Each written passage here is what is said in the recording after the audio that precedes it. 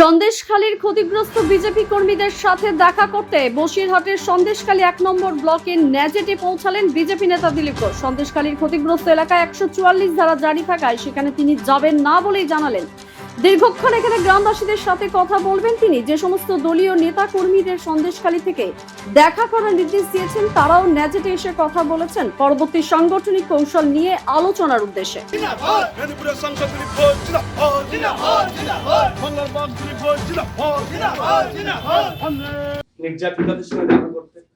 আমি সন্দেশখালী প্রপারে যাচ্ছি না। আমাদের পার্টির যারা কর্মীরা আছেন এখানে, যারা কাজ করছেন, সাধারণ মানুষের সঙ্গে আছেন, তাদের সঙ্গে আমি দেখা করতে এসেছি। এই নেজাটে ফেরিঘাটের কাছেই তাদেরকে এক জায়গায় ডাকা হয়েছে, সম্মেলন আছে, আর তাদের সঙ্গে কথাবার্তা বলে এখানকার পরিস্থিতি জানার জন্য এসেছি। ব্যাস এখানেই এসেছি, খালি আমাদের যারা পার্টির কর্মী সন্দেশখালী এলাকা তাদের সঙ্গে দেখা করব, একসঙ্গে খাওয়া দাওয়া করবো। তাদের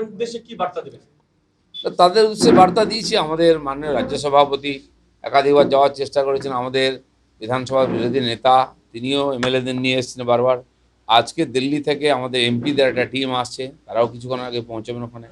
অন্য পার্টির লোকেরাও যাচ্ছেন। সারা সমাজ আজকে চিন্তিত, দেশের লোক চিন্তিত। সন্দেশখালীতে যে ঘটনা ঘটেছে, বিশেষ করে মহিলাদের সঙ্গে যে ব্যবহার হয়েছে, তারা নিজের মুখে বলেছেন, এটা কোনো সভ্য সমাজে হয় না। সে নিয়ে সবাই চিন্তিত, তার জন্য আন্দোলন চলছে। আমি এখানে আমার যারা এই এলাকার কর্মী আছেন, যারা এই পরিস্থিতির সঙ্গে বহুদিন লড়াই করছেন, কারণ আমিও বহু বছর থেকে এখানে আসি, তাদের সঙ্গে কথা বলতে, তাদের মনোবল বাড়াবার জন্য এসেছি। তৃণমূল প্রতিনিধিদের আটকানো হচ্ছে, অথচ ১৪৪ ধারা জারি বলছে। আপনাদের ক্ষেত্রে কি তাহলে ১৪৪ ধারা কোথায় ১৪৪ আমি জানি না, কোর্ট না বলেছে, জিজ্ঞেস করেছে, তাও সরকার বাঁচার জন্য, চাপানোর জন্য করছে। আমি যেখানে গন্ডগোল হয়েছে সেখানে যাইনি, কিন্তু এই বিধানসভার মধ্যে এসেছি। দ্য সহজ পাঠ, সহজ কথা, সঠিক তথ্য।